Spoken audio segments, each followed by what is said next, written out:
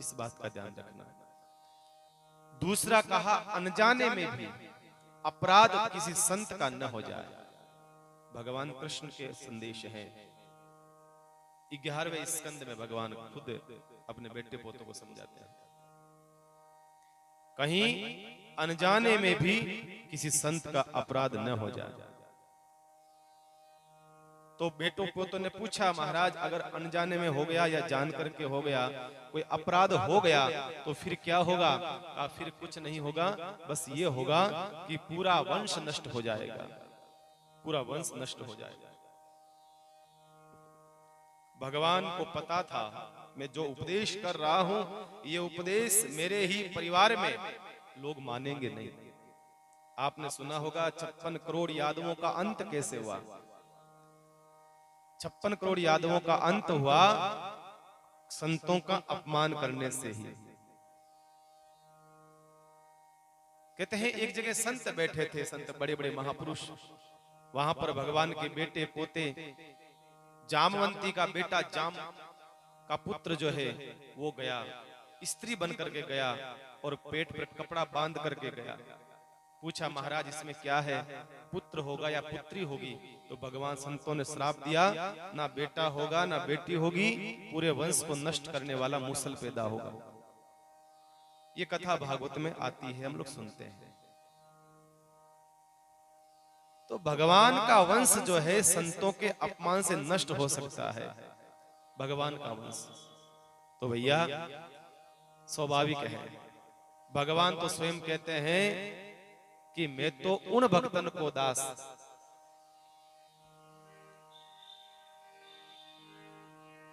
हो मैं तो उन भक्तन रोहूं दास, जिन्होंने मन ने मार लियो। भगवान कहते हैं मैं उन संतों का दास हूं, मैं हूं भगतन को दास। भगत मेरे मुकुट मणि, सिर की शोभा है मुकुट से और मुकुट की शोभा है उसमें लगी हुई मणि से। भगवान कहते हैं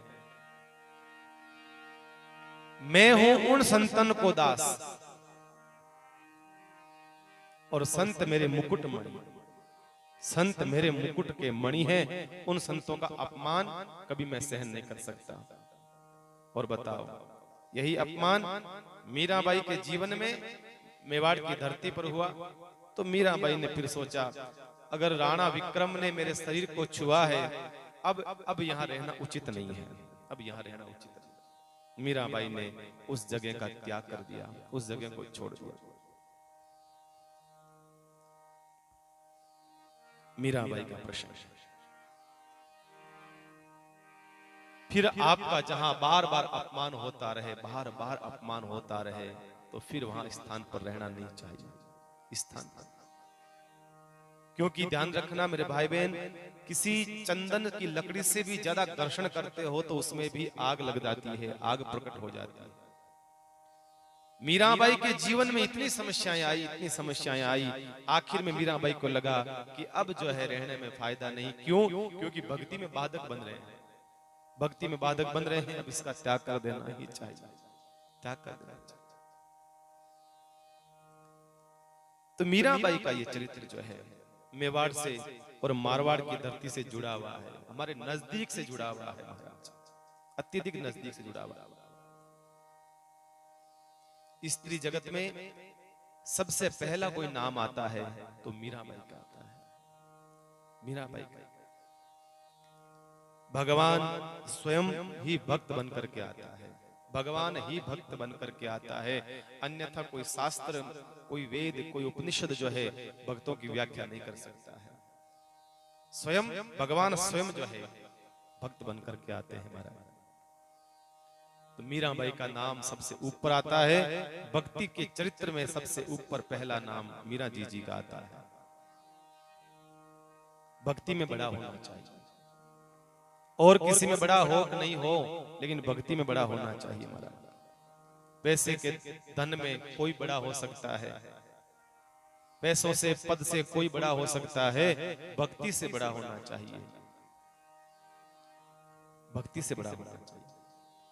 मीराबाई ने उस स्थान का त्याग करा, उस मेवाड़ की धरती का त्याग करा मीराबाई ने, और सीधी मेड़ता की धरती पर मीराबाई पधारी है, जहां पर अधिकार है महाराज जयमल का। जयमल कौन है? मीराबाई जी के ताऊ जी के ही लड़के जयमल जी महाराज का। बीरमदेव जी ने जयमल जी को राज्य सौंप दिया। अब मेड़ता का आधिपत्य जयमल जी के हाथ में है और जयमल जी जो है राज कर रहे हैं। कहते हैं इस प्रकार से मीराबाई ने जैसे ही त्याग करा, मैंने कल भी कहा कि जैसे ही चित्तौड़ की धरती को मीराबाई ने छोड़ा, उसी समय गुजरात का शासक था बहादुर शाह, उस बहादुर शाह ने आक्रमण कर दिया। जब तक मीरा रही तब तक तो वो आया नहीं। हो सकता है कि मीराबाई की भक्ति ने ही उसको रोक रखा था, मानो उसके भक्ति की ताकत ने ही इतने दिन तक मेवाड़ को रोक रखा था। लेकिन जैसे ही मीराबाई वहां से विदा होती है, तुरंत वो आक्रमण करता है। उसी समय कहते हैं विक्रम के पास इतनी ताकत नहीं को युद्ध कर सके, क्योंकि विक्रम तो जो है मीराबाई के सामने ही शेर बनता था। विक्रम के पास इतनी ताकत नहीं थी युद्ध कर सके। अपनी माँ हाड़ी बाई से कहा क्या करें, तो हाड़ी बाई ने कहा बेटा संधि कर लो, संधि कर लो, संधि करने में ही फायदा रहेगा, क्योंकि हमारे पास इतनी ताकत नहीं है कि हम उस बहादुर शाह से लड़ सकें। तो कहते हैं 10,000 हाथी, 10,000 घोड़े और 50,000 मोहरे दे करके संधि कर लिया। संधि का मतलब है कि हम हार स्वीकार करते हैं, हम हार स्वीकार करते हैं, ये राज्य आपका है पर राजा हम रहेंगे। संधि का मतलब, और संधि कर ली और वो बहादुर शाह वापस चला गया। कुछ वर्ष बीते और फिर जो है बहादुर शाह को ये तो पता चल गया कि ये डरपोक लोग हैं, इनसे युद्ध तो होने वाला नहीं है। फिर बहादुर शाह ने आक्रमण करा और कहते हैं उस समय हाड़ी बाई ने विचार करा कि अब कैसे किया जाए, युद्ध कैसे किया जाए, युद्ध तो होगा नहीं हमारे राणा विक्रम से। तो उन्होंने क्या करा, सलाहकार से सलाह ली, कहा क्या करें, कहा एक काम करो, दिल्ली का शासक है हुमायूं, आप हुमायूं से जरा कुछ मदद मांग लो। तो कहते हैं हाड़ी बाई ने चित्तौड़ से एक रक्षा सूत्र भेजा, राखी भेजी, राखी का त्योहार आता है ना, तो कहते हैं राखी भेजी हुमायूं को भाई बनाने के लिए। हम इतिहास पढ़ते हैं, इतिहास में एक कहानी आती है कि हाड़ी बाई ने वहां से हुमायूं की राखी भेजी भाई बनाने के लिए, और भाई उसके बदले हाड़ी बाई ने मांगा कि हमारे मेवाड़ के ऊपर संकट आया है, जरा हमारी रक्षा करो। हुमायूं के पास दिल्ली राखी पहुंची तो उसने अपने मंत्री से पूछा कि ये क्या चीज है, क्योंकि वो तो जानता नहीं था। कहा कि ये रक्षा बंधन का एक बहुत सुंदर त्योहार होता है, इस पर भाई राखी भेजती है और उसके फलस्वरूप जो है रक्षा करनी होती है। भाई संकट में काम आता है, बहन के कोई मदद की आवश्यकता होती है तो मदद पूरी करता है। तो कहा कि वो बहन क्या कह रही है, कह रही है कि हमारी रक्षा करो, बहादुर शाह जो है हमें लूट रहा है। तो मंत्री ने कहा महाराज ऐसी सी बात है। हुमायूं ने कहा चलो ऐसी बात है तो रक्षा करनी चाहिए, रक्षा करनी चाहिए। हमें कहानी यहीं तक पढ़ाई गई, आगे पढ़ाई नहीं गई। आगे कहानी क्या है, क्योंकि आगे पढ़ाते तो हिंदू समझदार हो जाते।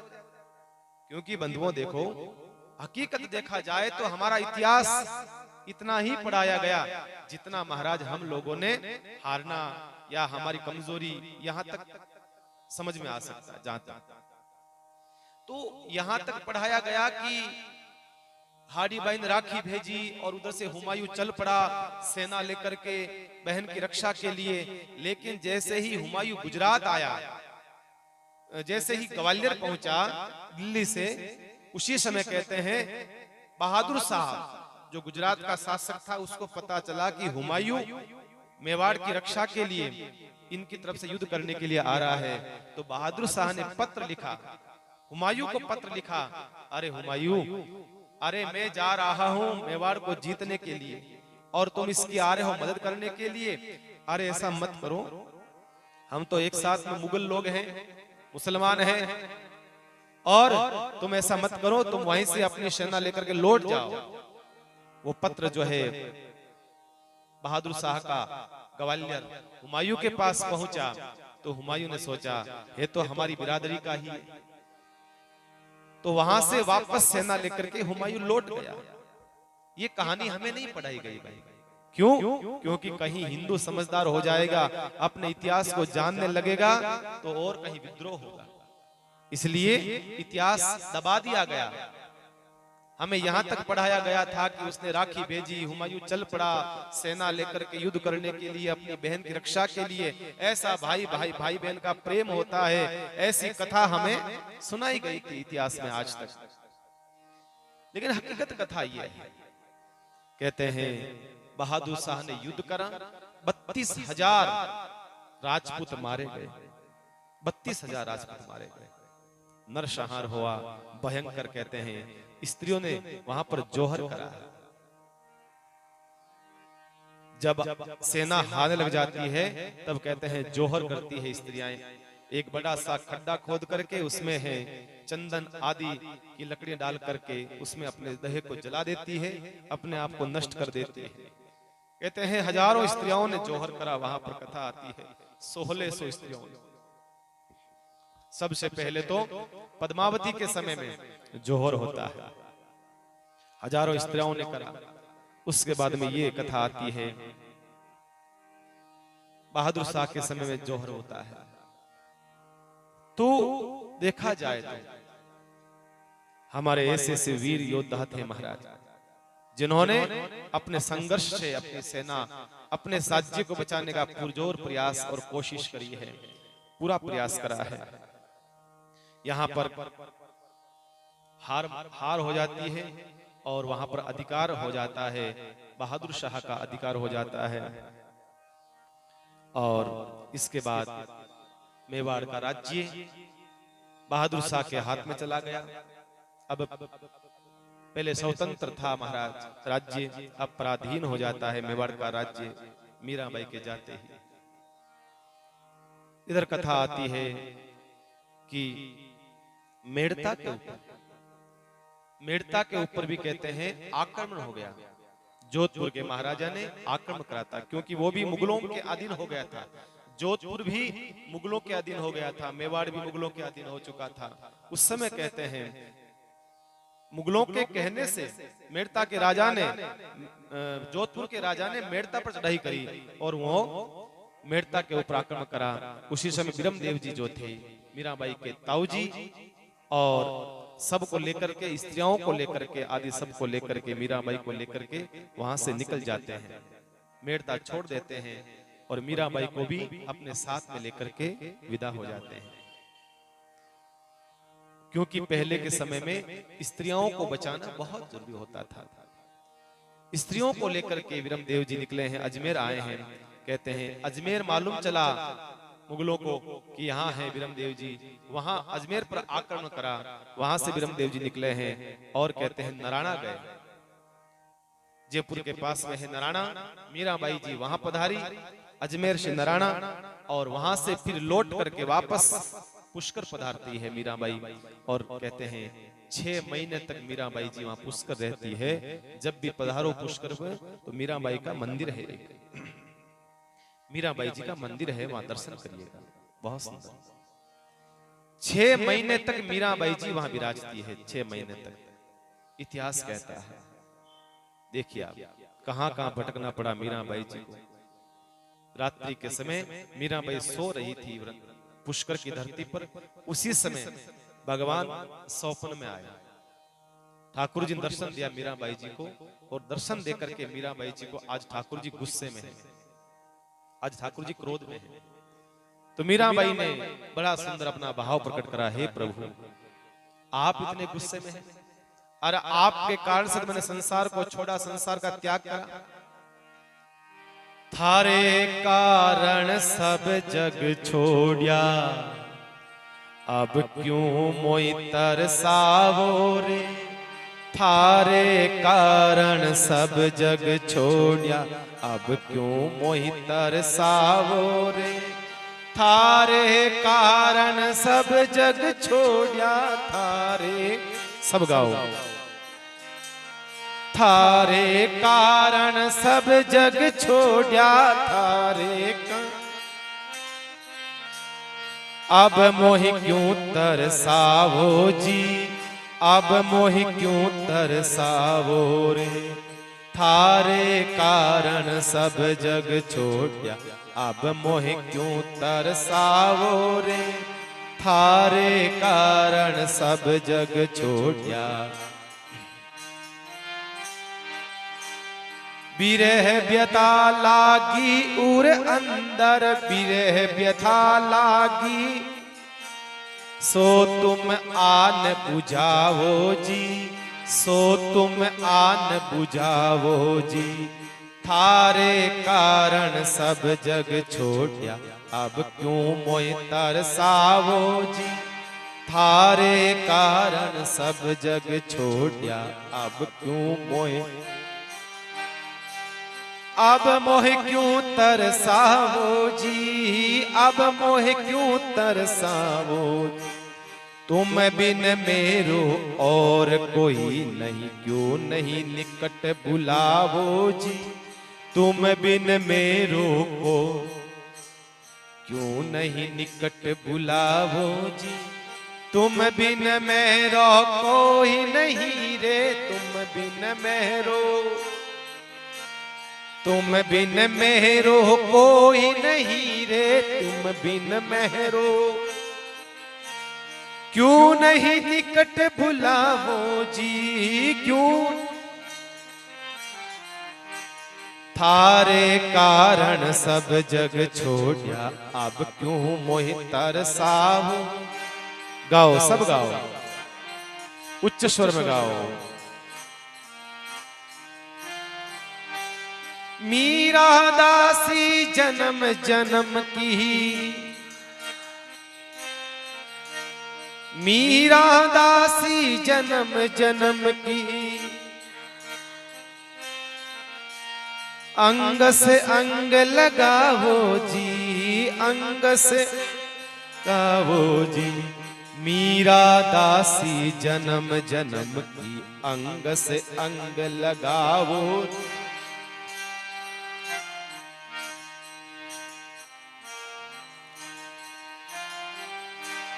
थारे कारण सब जग छोड़िया, अब क्यों मोहि तरसावो जी। थारे कारण सब जग छोड़िया, विरह व्यथा लागी उर अंदर सो अब आन बुझावो जी। विरह व्यथा लागी उर अंदर, अब थारे कारण सब जग छोड़िया, अब क्यों मोहि तरसावो जी। थारे कारण सब जग छोड़िया, अब थारे कारण सब जग छोड़िया, अब क्यों मोहि तरसावो रे, तरसावो रे। मीराबाई कहने लगी, हे सांवरा, आज ठाकुर जी ने दर्शन दिए। मीराबाई को ठाकुर जी दर्शन तो रोज देते थे, पर चेहरे का भाव रोज अलग होता था। आज जब दर्शन दिए मीराबाई को, कहते हैं थोड़े से गुस्से में थे, थोड़े क्रोध में थे। मीराबाई ने कहा, सांवरिया, संसार का गुस्सा सहन कर लूंगी, संसार का क्रोध सहन कर लूंगी। प्रभु एक बात बताइए, आप गुस्सा क्यों कर रहे हो, आप क्रोध क्यों कर रहे हो, प्रभु क्या बात है। तब भगवान ने कहा, मीरा एक बात बता, तूने चित्तौड़ छोड़ा, तुझे मेड़ता याद आया। तूने मेड़ता छोड़ा, तुझे अजमेर याद आया। अजमेर छोड़ा, नराणा गई तू, नराणा छोड़ा, तुझे पुष्कर याद आया। अभी तक तुझे मेरा धाम पुष्कर याद, वृंदावन क्यों नहीं आया, तो ये बता। तू रो रही है, भटक रही है, कभी यहां गई कभी वहां गई, तू मेरे निज धाम क्यों नहीं आ जाती है मीरा। इसलिए मैं गुस्से में हूं आज, मैं गुस्सा करके तेरे से बोल रहा हूं कि तू जहां यत्र तत्र भटक रही है, तुझे पता है तेरे को सुख कहीं नहीं मिलने वाला, तुझे कहीं सुख नहीं मिलने वाला है, तुझे नहीं मिलेगा सुख। आ चलिया मेरे पास वृंदावन चलिया। मीराबाई को मानो भीतर से एक प्रेरणा मिल गई है, प्रेरणा मिली है महाराज। प्रभु कहते हैं तुझे वृंदावन याद नहीं आया, तुझे ठाकुर जी मेरी याद नहीं आई। सवेरा होता है, रात्रि के समय भगवान ने आदेश कर दिया मीराबाई जी को। मीराबाई ने कहा प्रभु बस मैं यही आदेश चाह रही थी, प्रभु एक कदम भी मैं आपकी आज्ञा के बिना मैं नहीं रखने वाली हूँ। आज आपने मुझे आदेश करा है तो सवेरे होते ही मैं आपके धाम की ओर प्रवेश करूंगी, विदाई दूंगी। और सवेरा हुआ, ब्रह्मदेव जी ने कहा अरे मीरा, अब तो मुगलों को मालूम चल गया है कि हमारी सेना पुष्कर में है, हम लोग पुष्कर में हैं। अब पुष्कर के ऊपर भी आक्रमण होने वाला है, अब पुष्कर के ऊपर भी वो युद्ध करने वाले हैं, अब जल्दी से तैयारी करो और हमें विदा होना है। उसी समय मीराबाई ने अपने ताऊ जी को प्रणाम करा। ताऊ जी को प्रणाम करके कहा मीराबाई ने, ताऊ जी अब हमारा आपका साथ यहीं तक था। मीराबाई कहती है आपका और हमारा साथ यहीं तक था, अब मुझे आप अपनी ओर से विदाई प्रदान करो। क्यों? क्योंकि अब मेरा रास्ता अलग है और आपका रास्ता अलग है। अरे कहा बेटा तू कहां जाएगी, कहां जाने वाली है तू, अकेली तू जानती है। क्योंकि उस समय चारों तरफ भारत पर मुगलों का शासन हो रहा था मेरे बंधु। चारों तरफ जो है स्त्रियों को, हिंदू स्त्रियों को लूट करके, कसोट करके उनको अपने हरम में रखने वाले लोग थे वो लोग। उस समय कहीं भी हिंदू स्त्री अकेली मिल जाती, कहते हैं मुगल लोग उसको उठा करके ले जाते थे। तो ब्रह्मदेव जी ने कहा बेटा तू अभी कहां जाने वाली है, तू कहां जाएगी अकेली? मीराबाई ने कहा अब मुझे मेरा सांवरा जहां लेकर के जाएगा वहां जाऊंगा। अब मुझे मेरा प्रियतम, मेरा प्रिय, मेरा बींद, मेरा ठाकुर ले जाएगा, जहां जिस रास्ते पर ले जाएगा वहां मैं जाऊंगा। बस प्रभु को मैंने सौंप दिया। जहां ले चलोगे वहीं मैं चलूंगा, जहां ले चलोगे वहीं मैं चलूंगा। हे ताऊ जी अब तो मेरा सांवरा जहां लेकर के जाएगा ना वहां मैं जाऊंगा।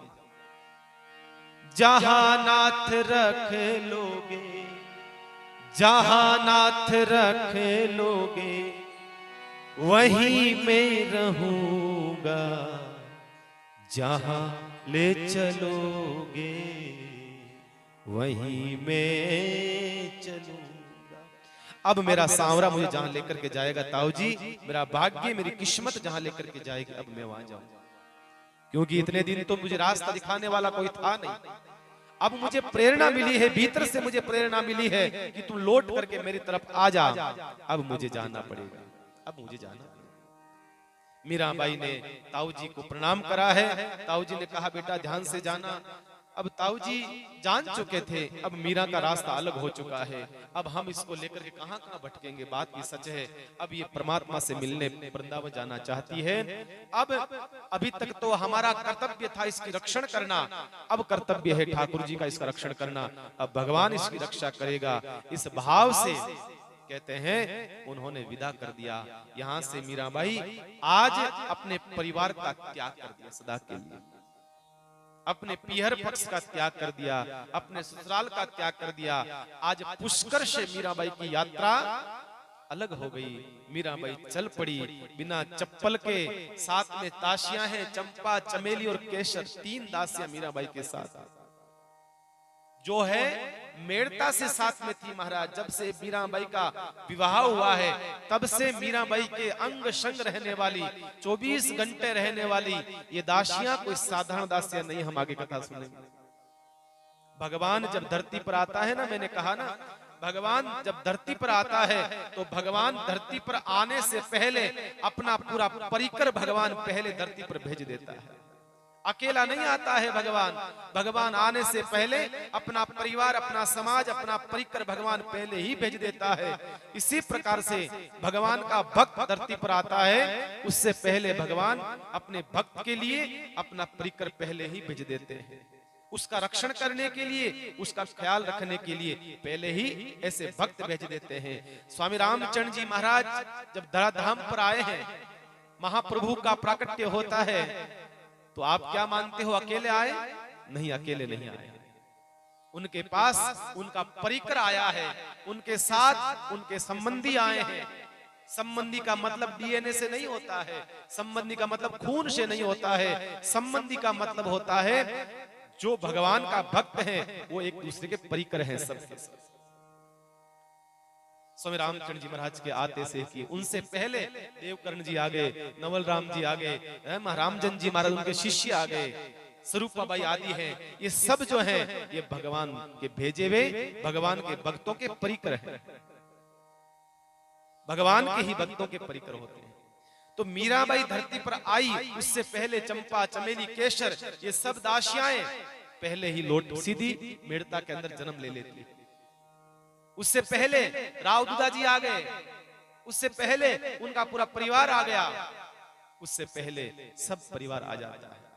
कुंवर भोज आ गए, राणा सांगा आ गए, ये सब भगवान के भेजे हुए। ध्यान रखना, कोई किसी का कहीं पर जन्म होता है, उस जन्म के अंदर ये मत सोचना कि ऐसे ही हो गया, नहीं, जरूर पहले जन्मों का कोई संबंध इस धरती से हमारा रहा होगा, तभी यहाँ जन्म हुआ। इस धरती से संबंध रहा होगा। आपका ससुर जो बना है, आपकी सासू जो बनी है, आपका बेटा जो बना है, आपकी पत्नी जो बनी है, ऐसे नहीं बनी है। जरूर कोई जन्मों का संबंध जो है आपका इससे रह चुका है, किसी जीव से, जो आप यहाँ आकर के पूरा करते हो, निभा यहाँ आकर के निभाना पड़ता है।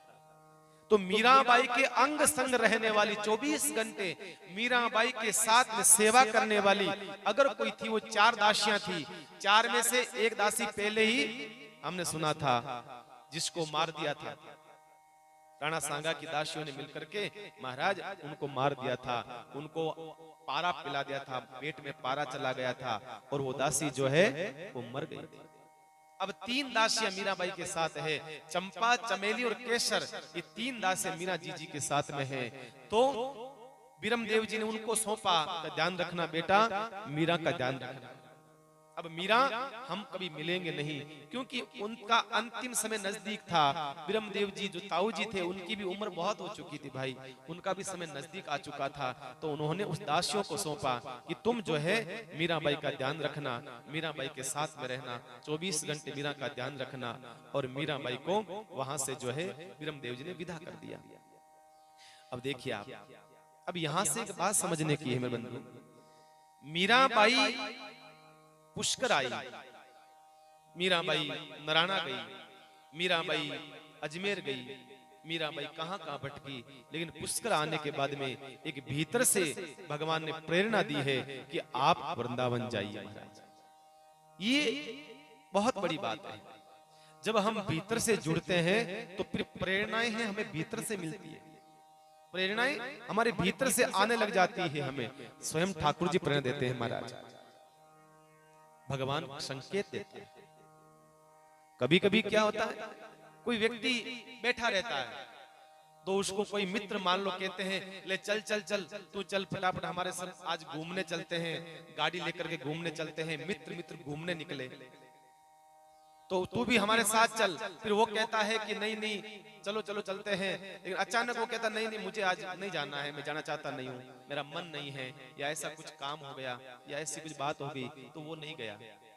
अब वो गाड़ी लेकर के जो मित्र गए, कुछ आगे गए और दुर्घटना घट गई और सबके सब मित्र मर गए, सबके सब चले गए, खत्म हो गए।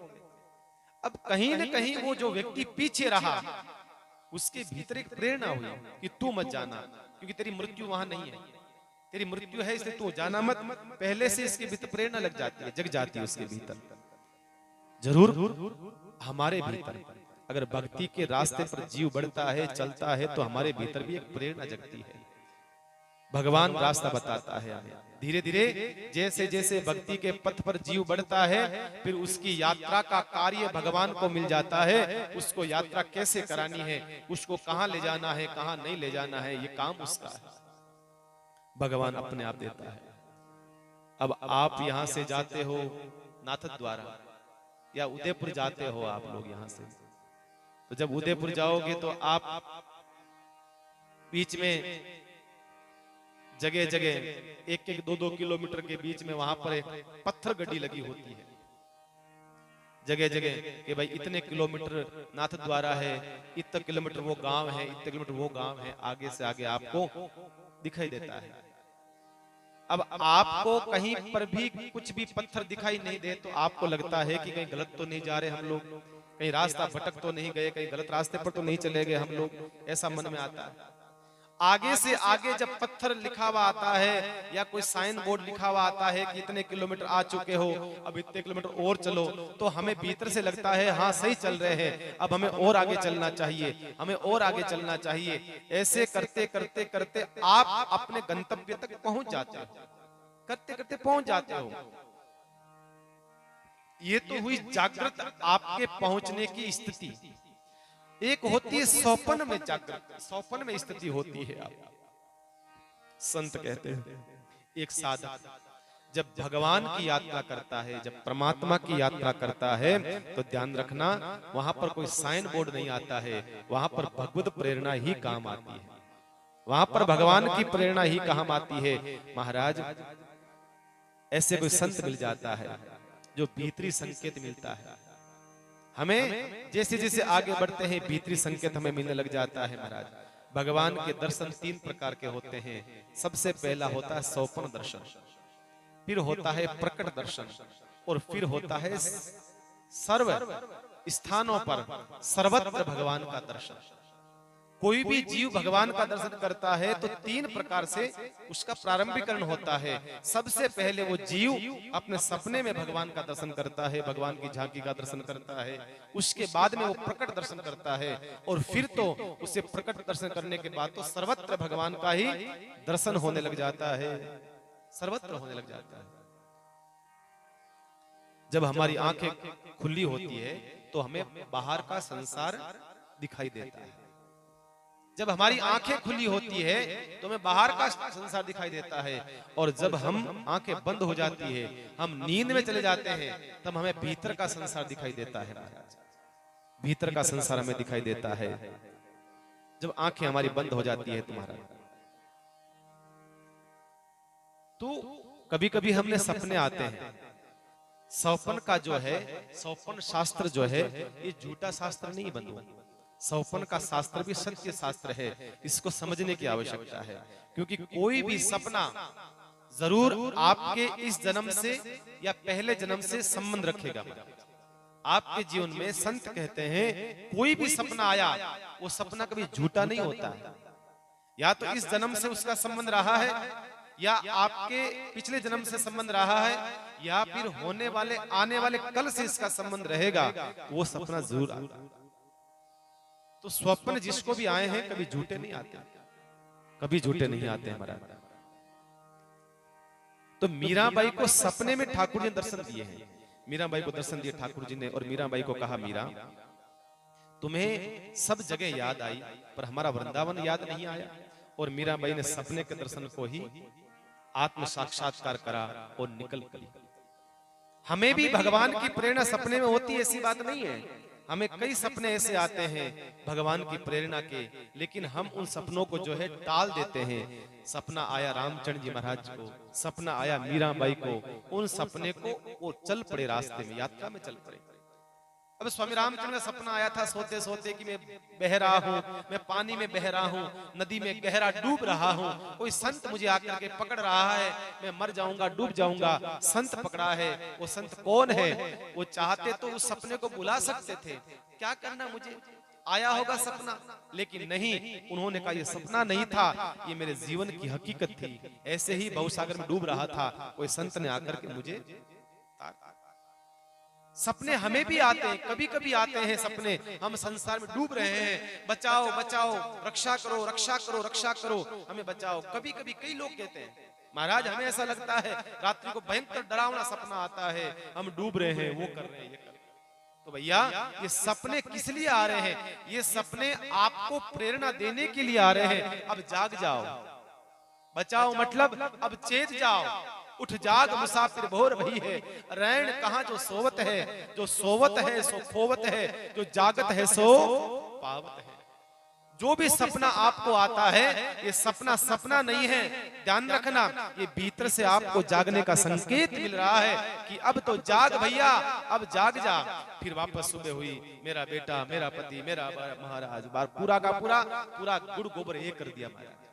सवेरे होते ही मतलब ये प्रेरणा हुई है, ध्यान रखो संसार में रहो, इतने मत डूब जाओ कि आप भगवान को भूल जाओ, इतने मत डूबो। संसार में रहना शास्त्रों में कहीं गलत नहीं बताया, संसार में रहना कोई गलत नहीं है, लेकिन संसार में इतने मत डूब जाओ कि हमें भगवान का नाम याद नहीं आए, भगवान का नाम स्मरण नहीं, हम सत्संग न सुन सके, महापुरुषों के पास जाकर के सन्निधि में 2 मिनट ना बैठ सके, ऐसा भी मत डूब जाना, ध्यान रखना महाराज। स्वप्न कौन देखता है? स्वप्न शरीर नहीं देखता है, स्वप्न हमारा मन देखता है। शरीर तो जैसे ही नींद आई शरीर हो जाता है निस्तेज। शरीर तो देखना बता रहा हूं स्वप्न कैसे आता है, एक होता है शरीर, एक होता है मन। जैसे ही नींद आई आपका शरीर शून्य है, निस्तेज है, लेकिन स्वप्न कौन देखता है? आपका मन देखता है। स्वप्न सारे काम है उस मन के हैं महाराज। मन कभी सोता नहीं, ध्यान रखना, शरीर सोता है, मन कभी नहीं सोता है। और ध्यान रखना मन सोता किसका है? शरीर की नींद तो पूरी नहीं होती है, कभी पूरी नहीं होती, ध्यान रखना, पर मन सोता नहीं है पहली बात। और जब मन सोता है तो बहुत कम समय के लिए सोता है और आपको एक ताजगी प्रदान कर देता है। संत महापुरुषों का मन सोता था, मन सोता था। बाकी आप विचार करिए, संत महात्मा 24 घंटे में से 20 घंटे भजन करते थे, 2-3 घंटे सोते थे तो थकान नहीं आती? नहीं, वो कारण ये था कि उनका मन विश्राम करने लग जाता। तो मन की विश्राम करने की ताकत इतनी होती है, फिर वो एनर्जी मिल जाती है फुल। क्योंकि मन अशांत रहता है तो महाराज ढंग से नींद नहीं आती, आप देखना ढंग से नींद नहीं आती व्यक्ति को। तो जब आदमी का भोगी आदमी का शरीर सोता है, शरीर सोता है, और संत का जो है मन विश्राम करता है, और कुछ समय के लिए होता है, कुछ समय के लिए विश्राम करता है मन, कुछ समय के लिए महाराज। मन कहते हैं 5 मिनट सो जाता है, 10 घंटे की उसकी एनर्जी प्राप्त हो जाती है, 10 घंटे की। तो मन सपने देखता है, मन ही स्वप्न दिखाता है आपको, शरीर का इसमें कोई योगदान नहीं है महाराज। उसके पास, मन के पास कई जन्मों का संबंध है, कई जन्मों का संग्रह है, कई जन्मों का उसके पास में डाटा है, इतना डाटा इकट्ठा है उसके पास में, कई जन्मों का डेटा है मन के पास में। देखा, एक आपको बताता हूं, जब अपने मोबाइल है, जैसे आपके पास मोबाइल है, यूट्यूब, आप यूट्यूब चला रहे हैं, मैं आपके ढंग से समझाऊं तो आप यूट्यूब चला रहे हैं, तो किसी भी चीज को निकालना चाहते हैं, कोई खबर है या कोई न्यूज है या कोई कथा है, या आप सोचते हो कि भाई चलो राम धर्म कथा चल रही है अपने राम जी की, तो अपन राम जी कथा निकालें।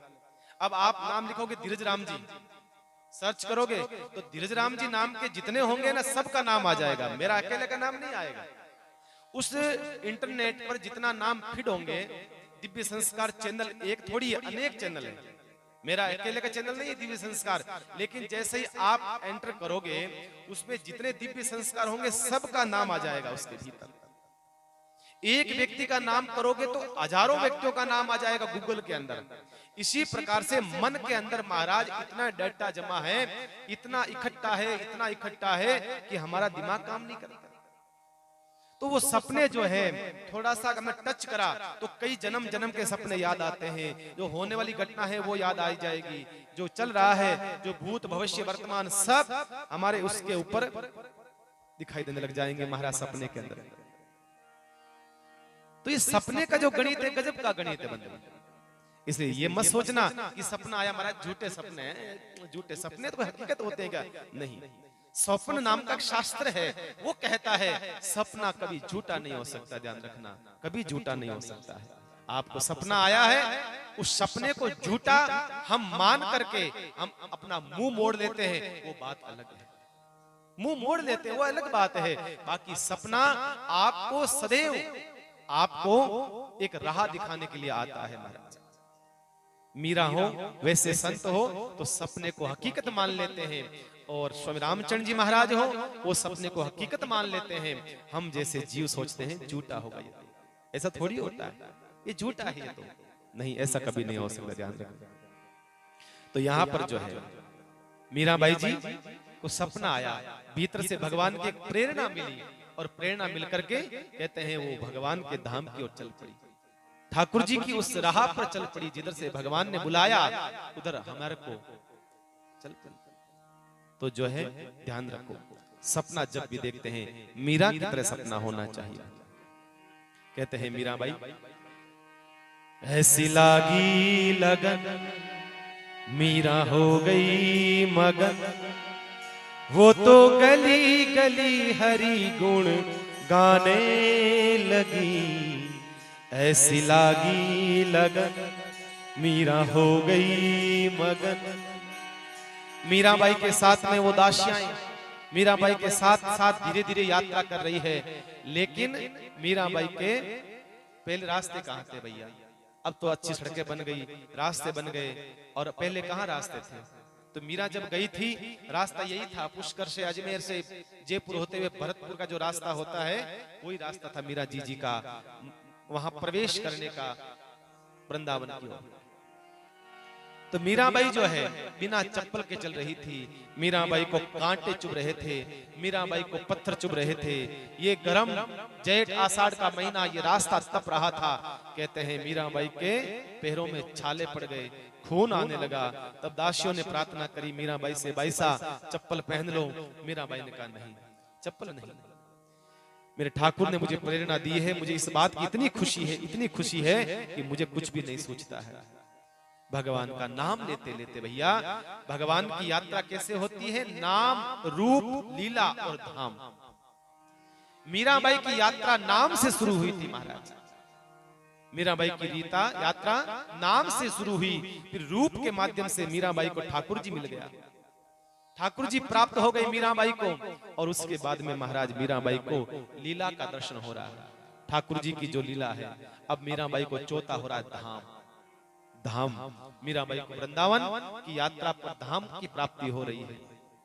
कोई भी साधक होता है, कोई भी भजनिक महापुरुष होता है, उन 4 यात्राएं होती है, उसकी शुरुआत होती है नाम से। आपका नाम प्रबल होगा तो आपका भगवान के रूप का दर्शन होगा, चाहे सपने में हो चाहे प्रकट में हो। गुरुदेव का दर्शन होगा चाहे सपने में हो चाहे प्रकट में हो। उसके बाद में उनकी लीलाओं का आपके चिंतन होगा, उसके बाद आपका धाम होगा। नाम सिद्धि आपको मिल जाएगी तो भैया कहते हैं धीरे धीरे आगे से आगे, आगे से आगे रूप मिलेगा, लीला मिलेगी, फिर धाम मिलेगा। धीरे धीरे नाम में ही ताकत है। आपकी शब्द सिद्धि मिल गई संतों के पास भैया।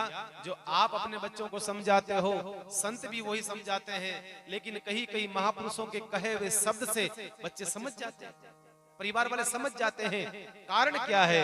कहा आपने भी है, कहा हमने भी है। फर्क इतना है कि संतों के पास में भजन करते करते उनका नाम सिद्ध हो गया, उनकी वाणी पवित्र हो गई, उनका नाम शुद्ध हो गया, इसलिए वो नाम का प्रभाव ज्यादा पड़ जाता है, ज्यादा पड़ जाता है। हमारे द्वारा मनसा वाचा कर्मणा हमसे कई अपराध होते हैं। दिन में कितने अपराध करते हैं हम लोग महाराज। आप क्या सोचते हो? हमने गाली किसी को निकाली नहीं, लेकिन मन से अगर गाली निकाली है तो जरा पाप तो लगेगा, उसका प्रभाव तो पड़ेगा, पाप तो लगेगा। इसलिए कभी भी अपने शब्द से ऐसा शब्द न निकले जिससे हमारा शब्द कमजोर होने लगे, कभी नहीं। एक बुढ़िया मैया अपने उस पोता जो था उसका गुड़ बहुत खाता था, हम सुनते हैं बहुत गुड़ खाता था। अब कई कई की लत होती है लोगों की, गलत लत लग जाती है किसी भी प्रकार से, तो परिवार वाले समझाते हैं भैया ऐसा ना करो, ऐसा मत करो, पर फर्क नहीं पड़ता है। तो वो बूढ़ी मैया जो थी एक महात्मा जी के पास लेकर के गई, महाराज हमारा पोता गुड़ बहुत खाता है। महाराज ने कहा अच्छा कोई बात नहीं, एक काम करना मैया, आज है अमावस्या, तुम पूर्णिमासी का आना, पूनम को आना। बुढ़िया चली गई। उसने सोचा महाराज कोई अच्छी सी कोई दवाई देंगे, अच्छा कोई मंत्र प्रदान करेंगे। लौट करके वापस पूनम को आई, आकर के कहा महाराज आपने कहा था ना कुछ इलाज करिए। महाराज ने बुलाया बेटे को, पोते को बिठाया, हाथ रखा, बेटा गुड़ मत खाना, ठीक है जाओ। अरे महाराज ये बात कहनी थी तो मुझे पहले कह देते, मैं आज से 15 दिन जब पहले आई थी यही बात आपको मेरे पोते से कहनी थी तो मुझे कह देते, यही बात कह देते। तब संतों ने कहा मैया बात कुछ ऐसी है कि जब आपका पोता आया था जिस बीमारी से ग्रसित था उसी बीमारी से मैं स्वयं उसी बीमारी का मरीज था। मैं भी रोज गुड़ खाता था, बहुत भर भर करके खाता था, इतना गुड़ खाता था। अब मैंने गुड़ का त्याग कर दिया, सौगंध खा ली, अब मैं ये कार्य नहीं करता हूँ। अब मैं इसको कुछ कहूंगा तो प्रभाव पड़ेगा। आपकी वाणी आपके शब्द जब प्रभावी होंगे, जब मनुष्य एकम चितस्य एकम कर्मस्य एकम, आपका वैसा जीवन होगा, तो आपका वैसा जीवन होगा तब प्रभावी। पंडित जी कथा में कहे भाई बेंगन नहीं खाओ, हाँ बेंगन को एक बीज पेट में रह जावे तो भाई नरक मिलेला। पंडित जी बेंगन नहीं खाओ कहे और कथा कर पोथी समेत पंडित जी बाजार में गया और ए बढ़िया महाराज बेंगन देखा। पंडित जी ने अच्छा लगा, पंडित जी को भाया कहीं भाव है, तो पंडित जी ने कहा भाई ए भाव बेंगन वा किलो खान तोल दे। इतना मैंने कथा सुन प्राण मान रामेश्वर जी मार साहब जान का कोई गया, महाराज कहीं करो, अरे था तो मना करियो नहीं कि बेंगन नहीं खाओ, तो क्यों बे बेंगन कथाड़ा अलग है, ए बेंगन दूजा है। भाई वो कहने के बेंगन थे, वो कहने मात्र के बेंगन थे, ये बेंगन दूसरे हैं। मनुष्य एकम चितस्य एकम कर्मस्य एकम, अगर आपका जीवन होगा तो आपकी वाणी प्रभावित होगी, आपके शब्दों में ताकत होगी, आपके शब्द प्रभावी होगी। एक वृंदावन की घटना, एक बार महात्मा गांधी जी एक बार कहते हैं वृंदावन आए, तो वृंदावन वहां पर कहते हैं एक स्थान है, रामकृष्ण बाबा का स्थान था। हम वृंदावन में जाते हैं तो जो मंदिर है अंग्रेजों का मंदिर, उसके पास में एक स्थान है रामकृष्ण बाबा, बहुत अच्छे सिद्ध महापुरुष थे, बहुत पहुंचे हुए संत थे, महान संत थे। तो गांधी जी जब वृंदावन के दर्शन कर करके जब उनके शरण में आए, ये हकीकत बता रहा हूं, यह सच घटना है, उनकी जब शरण में आए, क्योंकि जब भी कोई जाता तो उस समय वो महापुरुष बड़े पहुंचे हुए, बड़े भजनिक महापुरुष थे, उनकी शरण में आए, सर प्रणाम करा, महाराज जी प्रणाम प्रणाम।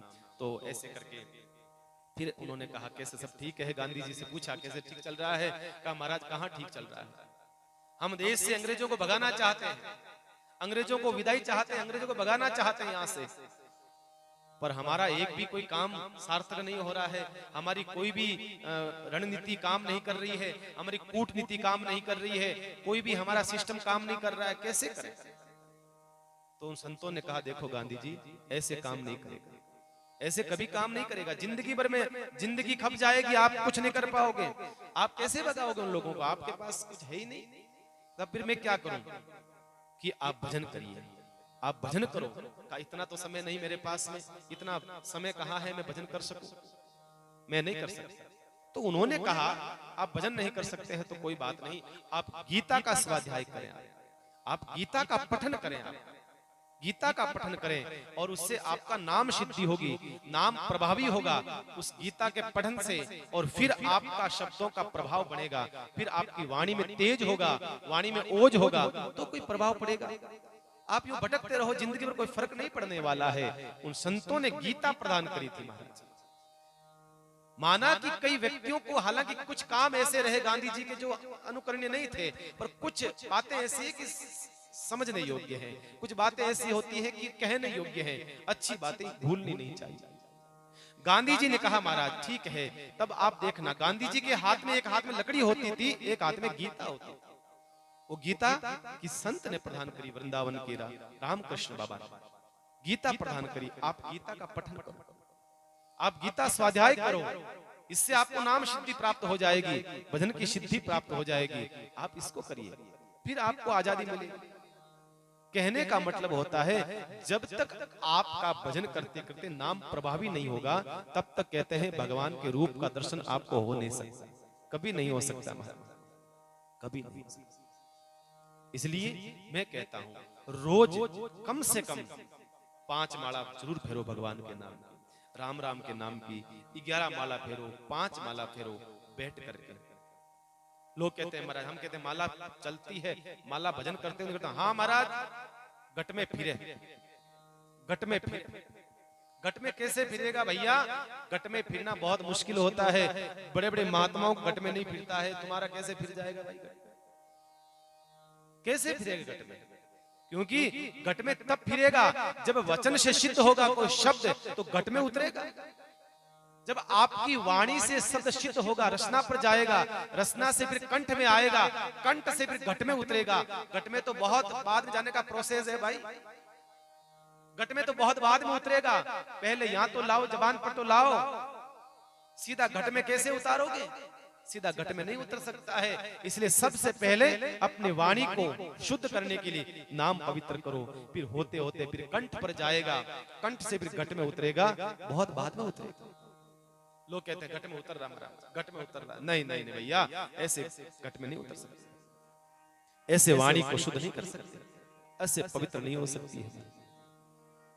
तो मीराबाई जो है भगवान का नाम लेते लेते मीराबाई का नाम सिद्ध हो गया, और कहते हैं मीराबाई वहां से निकल पड़ी।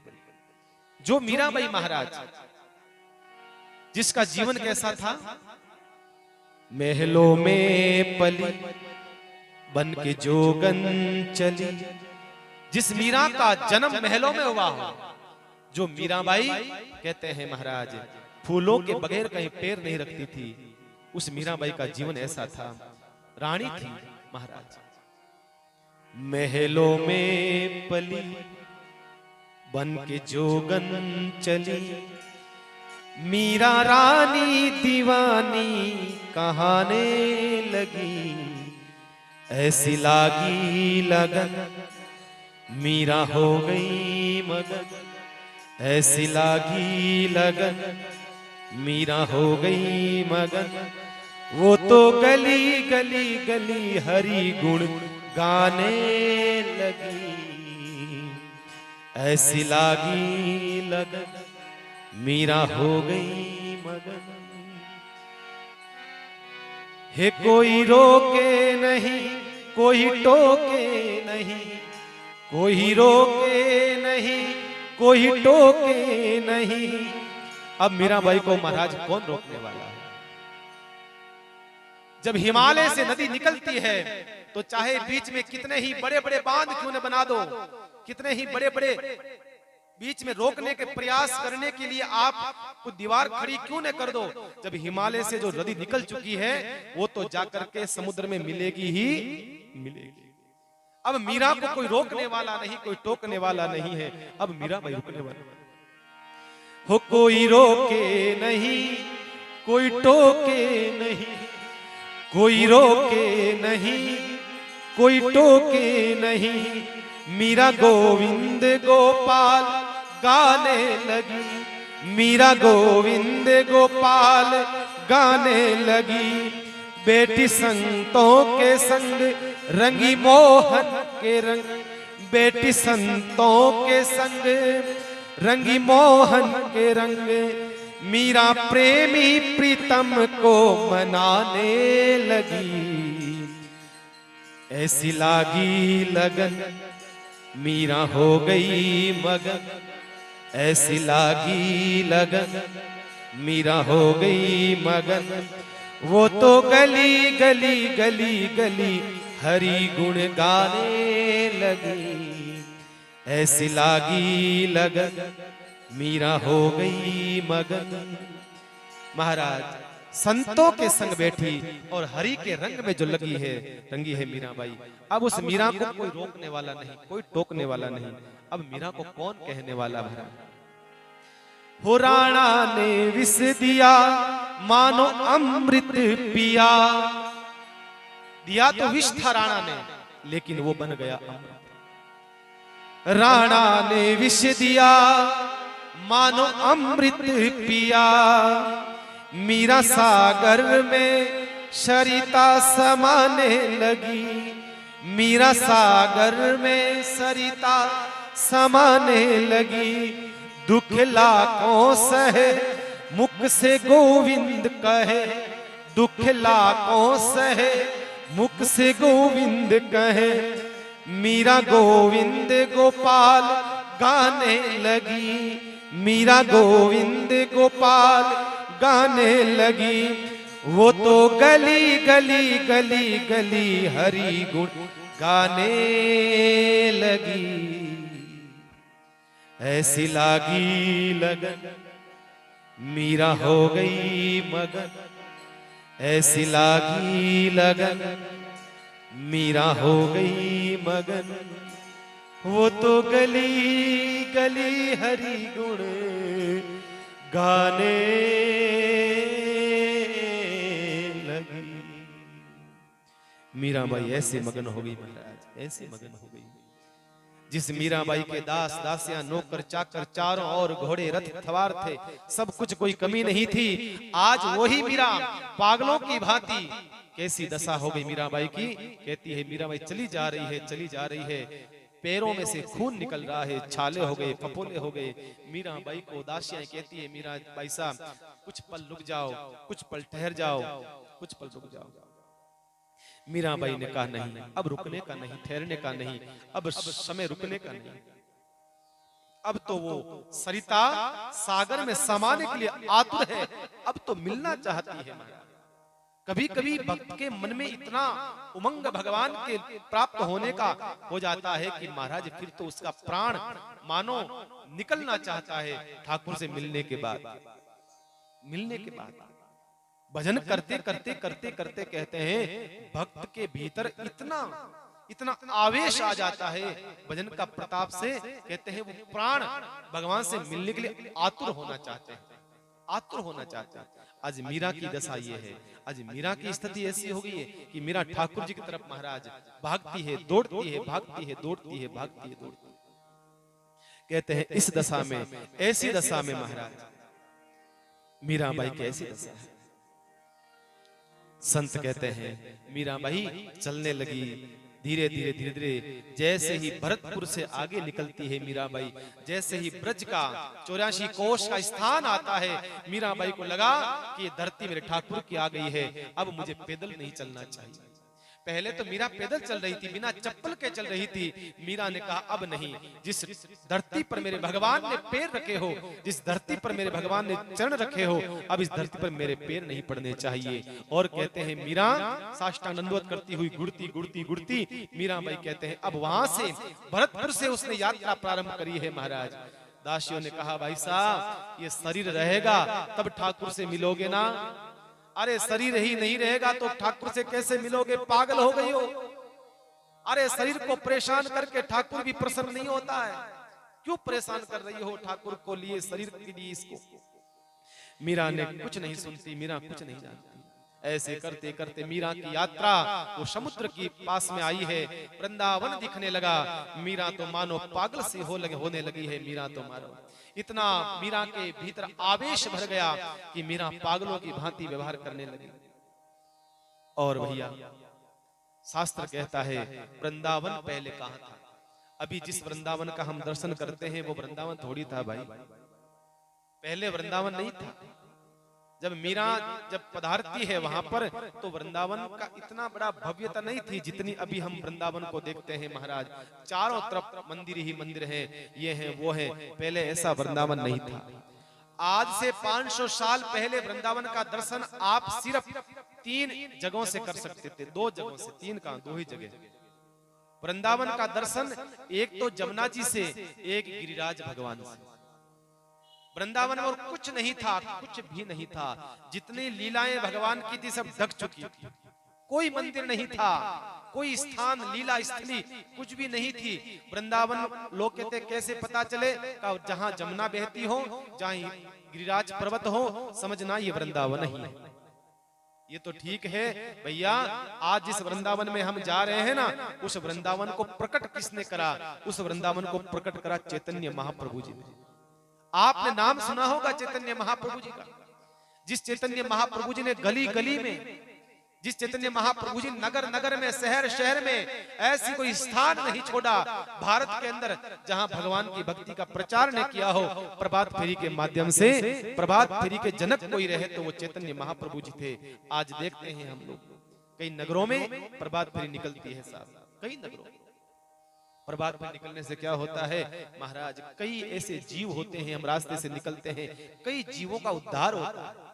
भगवान का नाम उनके कान में पड़ता है तो कई पामर जीवों का उद्धार हो जाता है। तो चैतन्य महाप्रभु जी ने वो प्रभात फेरी के रूप में वो प्रारंभ किया है। चैतन्य महाप्रभु गौरांग कहलाते थे क्योंकि गौर वर्ण था उनका, और वो भगवान कृष्ण के ही अवतार माने जाते थे। इस कलयुग में भगवान कृष्ण के ही अवतार माने जाते थे। चैतन्य महाप्रभु जिस रास्ते से निकलते थे, कहते हैं वहां पर शेर और गाय दुश्मनी बुला करके एक साथ एक घाट पानी पीते थे, एक घाट एक स्थान पर पानी पीते थे। इतनी उसकी भक्ति का प्रभाव था, इतनी भक्ति का प्रभाव था। तो चैतन्य महाप्रभु जी ने बहुत सारे वृंदावन के स्थानों की लीला स्थलियों को प्रकट करा था। तो चैतन्य महाप्रभु जी के परिकर जो थे, कहते हैं उन परिकरों को भेजा। कहते हैं उसमें से ही 500 वर्ष पहले की घटना बताते हैं। भगतमाल के अंदर रूप सनातन गोस्वामी बंगाल के अंदर महाराजा थे। उन महाराजा के वह मंत्री पद पर रूप सनातन, दो भाई थे रूप और सनातन, वो दोनों चैतन्य महाप्रभु के शिष्य बन गए। चैतन्य महाप्रभु भी बंगाल के थे, उनके शिष्य बने। तो उनसे कहा गुरुदेव हम आपकी क्या सेवा करें? तो चैतन्य महाप्रभु ने कहा सेवा और कुछ नहीं है, जाओ ये वराह पुराण, जितने पुराण 18 पुराणों में से वराह पुराण, वो किताब देवी पुस्तक देवी का ये ले जाओ, और इसके अंदर जो है वृंदावन की लीला स्थली, जहां जहां भगवान ने लीलाएं करी है उन लीला स्थलियों का पता लगाओ, ये मेरा आदेश है। और कहते हैं वो रूप सनातन गोस्वामी मंत्री पद पर रह करके, जिनके पास कोई कमी नहीं थी, किसी प्रकार की वस्तुओं का कोई अभाव नहीं था, कहते हैं बंगाल के राजा का प्रधानमंत्री पद था, वहां प्रधानमंत्री पद को त्यागा और कहते हैं संत बने, और 10,000 हाथी 10,000 घोड़े, और यहाँ वर्णन आता है 22 लाख सोने की मोहरें दान करके, सब कुछ त्याग करके, सुख वैभव सब कुछ छोड़ करके रूप सनातन गोस्वामी ने हाथ में वराह पुराण की पोथी को पकड़ा, आ गए वृंदावन। एक भाई ने हाथ में कलम पकड़ी, एक भाई ने हाथ में वराह पुराण की पोथी पकड़ी, और लेकर के महाराज उस वृंदावन के अंदर भटकते रहे। कहां कहां भगवान ने कौन सी लीला करी उसका पता लगाने के लिए, बताइए 22 लाख सोने की मोहरें। सोने की मोहर कौन सी? अभी तो एक सिक्का जो होता है 10 ग्राम का होता है, पहले के जमाने में आज से 500 वर्ष पहले 54 ग्राम का होता था। 54 ग्राम एक सिक्का 54 ग्राम का होता था। मुझे लगता है कि 22 लाख को 54 से गुणा करें तो मुझे लगता है किसी सरकार के पास, किसी देश के पास सोना नहीं होता। इतना सोना उन्होंने दान कर दिया, सब कुछ वैभव को दान करा। आ गए वृंदावन के अंदर, भटकते रहते थे महाराज, सर्दी गर्मी बरसात में हाथ में पोथी लेकर के एक भाई लिखता रहता था, निशान गाड़ता था कि भाई यहाँ पर ठाकुर जी ने महाराज खेला, निशान गाड़ा, यहाँ ठाकुर जी ने चीर हरण करा, वहां निशान लगाते। ऐसे करते करते यहाँ वर्णन आता है महाराज 333 लीला स्थलियों का उन्होंने प्राकट्य कर दिया उन महापुरुषों ने, दोनों भाइयों ने। आज जिस वृंदावन को हम जाकर के देखते हैं ना, वो उन्हीं की देन है महाराज, नहीं तो कुछ नहीं था वृंदावन में, उस समय कुछ भी नहीं था। भाई कहां से रहेगा? आज से इतने 1000 वर्ष पहले भगवान पधारे थे महाराज, उसके बाद तो कितना कुछ बदलाव हो गया देश के अंदर भैया।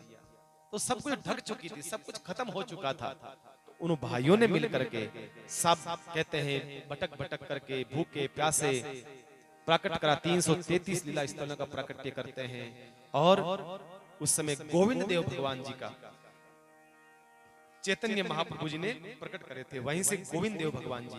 पहले जब मीराबाई जब पधारी थी उस समय वहां पर जो दर्शन थे हम सुनते हैं ना, गोविंद देव भगवान जी के दर्शन थे।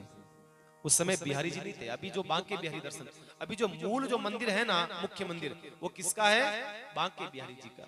उस समय गोविंद देव भगवान जी का था, जो मुगल शासन के समय औरंगजेब के दुष्टता के कारण से वो गोविंद देव जी को वहां से विदा करके जयपुर पधरा दिया गया था। उस समय गोविंद देव जी का प्राकट्य चैतन्य महाप्रभु जी के द्वारा हुआ था। तो ये कथा आती है, मीराबाई जब पधारती है उस समय दर्शन करती है गोविंद देव भगवान जी का। वो प्रकट किए हुए चैतन्य महाप्रभु के, और उनके शिष्य रूप सनातन गोस्वामी ने मेहनत करके दिन भर भूखे रहते महाराज। भोजन कहाँ था, सुख कहाँ था, सब कुछ महाराज जो सोने के पात्र में पाते थे, सोने चांदी के पात्र जिनके भोजन के लिए होते थे, नीलम का बाजोड़ जिनके लगता था, इतने सुख सुविधाएं को छोड़ करके कहते हैं वृंदावन में तो गांव था नहीं, लोग नहीं रहते थे। मथुरा में थोड़ा छोटा सा गांव था मथुरा, तो मथुरा में 10 दिनों में एक बार भिक्षा लेने जाते थे। रोज नहीं जाते थे, 10 दिन में एक बार भिक्षा लेने जाते थे और रोटी लेकर के आते थे। सब्जी भी नहीं लाते थे, रोटी लेकर के आते थे। जितना काम चल सके वो रोटी खाते, और कुछ रोटी को कहते हैं यमुना जी की पास में ही किनारे पर गाड़ देते थे धूल में, ताकि वो रोटी सूखे नहीं। उस रोटी को गाड़ देते थे धूल के अंदर, और भूख लगती तो उसको धो करके वापस खाते और फिर वापस सेवा में लग जाते, सेवा करते। ऐसे करते करते उन्होंने वृंदावन का सुंदर सा लीला स्थलियों का महाराज प्राकट्य करा है। लीला स्थलियों का ऐसे संत महापुरुष रहे भैया, ऐसे संत। आज संत नहीं होते तो आज ये स्थान नहीं बचते। संत नहीं होते अध्यात्म जगत महाराज खत्म हो गया होता, नहीं बचता। संतन होता जगत में जल मरता संसार, संतन होता जगत में जल मरता संसार। संतों के होने से महाराज आज जीवित है ये संस्कृति और संस्कार जीवित है। इसलिए हमारे बड़ेरों ने जो मेहनत करी है, जो पुण्य करी है, उसके आधार पर हम लोग आज बैठे हैं महाराज। बाकी तो भैया रात्रि को हम चर्चा करते हैं, बैठते हैं, हमारे मार साहब आदि लोग बैठते हैं, चर्चा होती है कि महाराज सब स्थान दबते जा रहे हैं, अतिक्रमण होता जा रहा है। कोई लोग अपना अतिक्रमण कर लेते हैं, कहीं सरकारें अपना कर लेती है, कोई कर लेता है। भैया जब तक ये धार्मिक स्थल बचे हुए हैं तब तक हिंदू बचा हुआ है, जब ये नष्ट हो जाएगा फिर समझना हिंदू नष्ट हो जाएगा। इसलिए प्रयास करो कि ऐसे स्थान जीवित रहने चाहिए साहब, ऐसे स्थान जीवित रहेंगे। ऐसे स्थान जीवित रहेंगे तो हमारे संस्कार जीवित रहेंगे, हमारी संस्कृति जीवित रहेगी। नहीं तो कहां बैठ करके आप भजन करोगे भैया। हम हमारे घर का सोचते हैं, हम हमारी चार दीवार का सोचते हैं, ये बड़ा कर दूं, ये बड़ा कर दूं, नाली से और आगे खिसक जाऊं, थोड़ी सी और जगह बड़ी कर लूं, ये बड़ी कर लूं। ध्यान रखना, यहाँ आपके घरों में भोग के अलावा और कुछ नहीं होने वाला है। सिर्फ भोग के अलावा सारी वस्तुएं भोग के पदार्थ हैं, कुछ नहीं होने वाला है। बड़ा होना चाहिए, धार्मिक स्थानों को बड़ा करो भैया, इस स्थानों को बड़ा करो कि ये स्थान बड़े होने चाहिए। तो कम से कम बैठ करके दो भगवान का नाम स्मरण करें, भगवान का हरि चिंतन करें, बैठ करके वहां शांति प्रदान करें। आपके बंगले कितने बड़े कर दो, भले ध्यान रखना, आप सोओगे कितने जगह पर? 2x6 में बस। आदमी कितना ही बड़ा बंगला बनाता है, आप बताना, सच बताना। जितनी बड़ी जगह होती है उतना बड़ा मकान नहीं होता है, जितना बड़ा मकान होता है उतना बड़ा महाराज व्यक्ति नहीं होता है, रहता छोटी सी जगह पर ही है। बताइए, इसलिए आदमी को रहने के लिए थोड़ा सा स्थान चाहिए, अपना घर चाहिए। बड़ा बनाना है, ऐसे धार्मिक स्थलों को बनाइए ताकि महाराज लोग बैठ सके, लोग हरि चिंतन सत्संग कर सके, नाम स्मरण कर सके भैया। तो पहले के संतों ने, पहले के महापुरुषों ने ऐसे ऐसे स्थान को जीवित करा, वृंदावन की महिमा को जीवित करा। उस वृंदावन को दूर से मीराबाई ने देखा और मीराबाई जो है चल पड़ी, लौटते लौटते लौटते भगवान का दर्शन करने के लिए। और मीराबाई गोविंद देव भगवान का दर्शन करती है, पहला दर्शन होता है। बहुत सुंदर महाराज मीरा के विरह की यात्रा शुरू हो गई। मीरा के विरह की कथा जो है शुरू हो चुकी है। अब मीरा के विरह की कथा हम कल सुनेंगे। बड़ी अद्भुत और कारुणिक कथा मीरा जी के प्रसंग है।